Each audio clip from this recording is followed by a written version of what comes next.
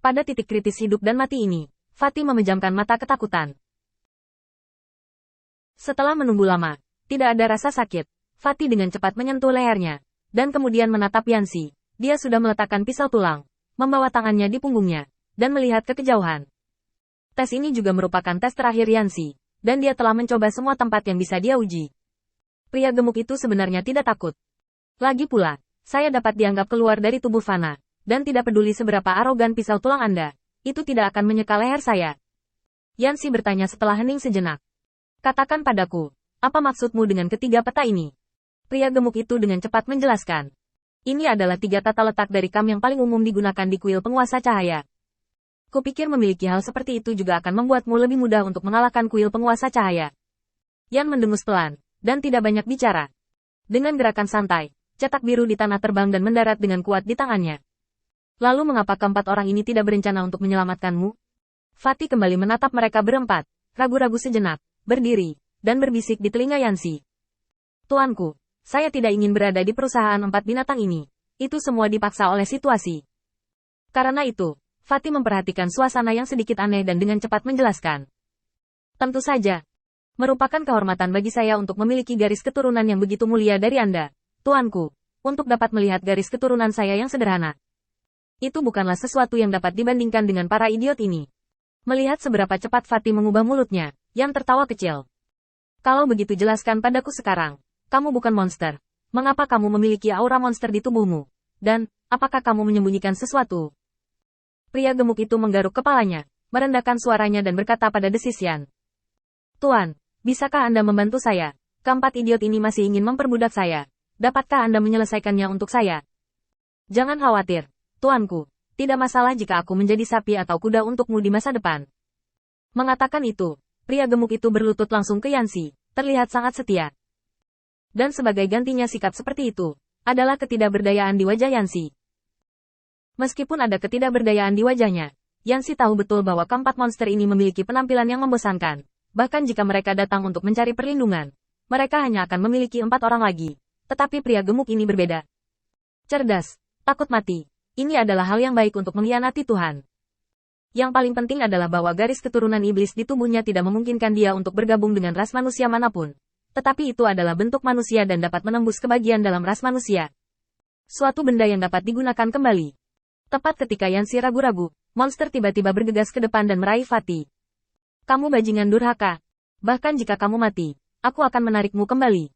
Tiba-tiba, binatang buas di sekitarnya belum bereaksi, tetapi Yanxi sudah menduganya sejak lama.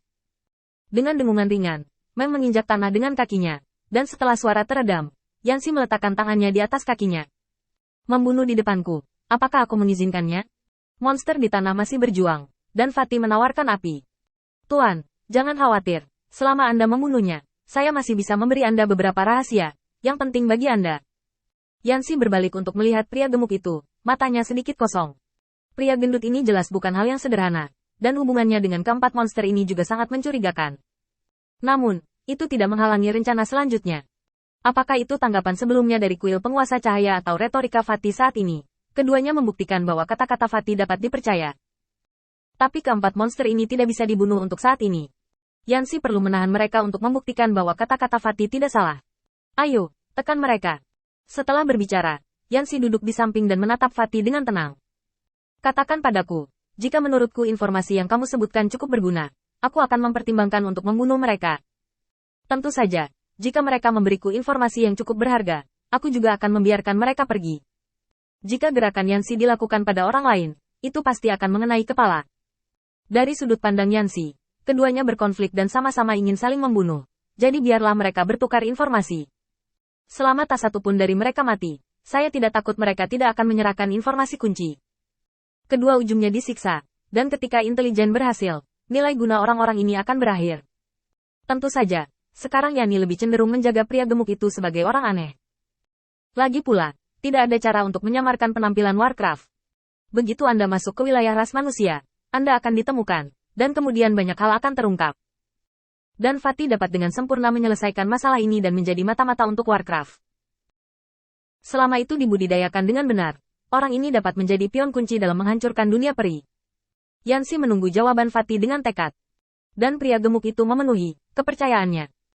Tuan, apakah Anda ingat pria yang mengejar saya hari ini? Namanya Matt, dan dia adalah orang terkuat di bawah Lord of Light.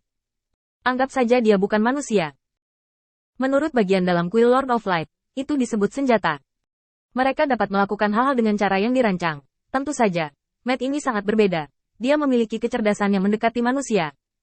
Tentu saja ini sangat terbatas. Senjata ini memiliki kelebihan sebagai berikut. Pertama, tidak akan terkikis oleh miasma. Kedua, tidak akan tersihir. Ketiga, tubuhnya sangat tangguh. Menurut perhitungan saya, mungkin bisa menahan pukulan dari puncak. Dari ksatria.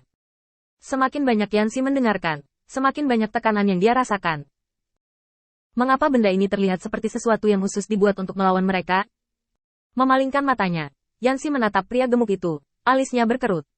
Mungkin, pria gendut ini juga merupakan produk dari penelitian mereka tentang binatang ajaib, tetapi mereka tidak mengetahuinya. Jika ini masalahnya, maka kuil penguasa cahaya memang sedikit rumit. Senjata ini sepenuhnya dirancang untuk Warcraftku. Dengan pikiran yang tak terhitung jumlahnya di benaknya, Yanxi langsung memilah konteks yang jelas, dan kemudian menatap Fatih. Apakah tidak ada kelemahan dalam hal ini? Pria gemuk itu tersenyum, dan segera mencondongkan tubuh ke depan dengan ekspresi menyanjung di wajahnya. Kelemahan ini juga ada. Selama kamu berjanji padaku untuk membunuh keempat monster itu, aku akan mengatakannya. Yan mendengus pelan dan mengedipkan mata pada binatang di sampingnya. Binatang itu mengerti dan melangkah maju. Tuan Hui Yanxi, keempat Warcraft baru saja menyebutkan informasi tentang senjata itu, dan mereka ingin menukar informasi ini dengan nyawa pria gendut ini. Di mana pria gemuk itu mendengar ini? Ambil segera.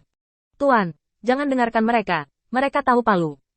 Dengan cara ini, tuanku, lihat ini, Anda membunuh mereka, dan saya akan memberitahu semua informasi yang saya tahu. Ada yang dari Lord of Light, yang dari Matt, dan banyak lainnya, tidak kurang dari puluhan ribu. Aku pasti telah mengamati lebih dari 4 idiot itu. Yanxi akhirnya menemukan perasaan bahwa semuanya ada di tangannya lagi, tersenyum dan berdiri. Sialan Fatih, cepat katakan, aku bisa mempertimbangkan untuk membantumu memenuhi keinginan ini setelah itu.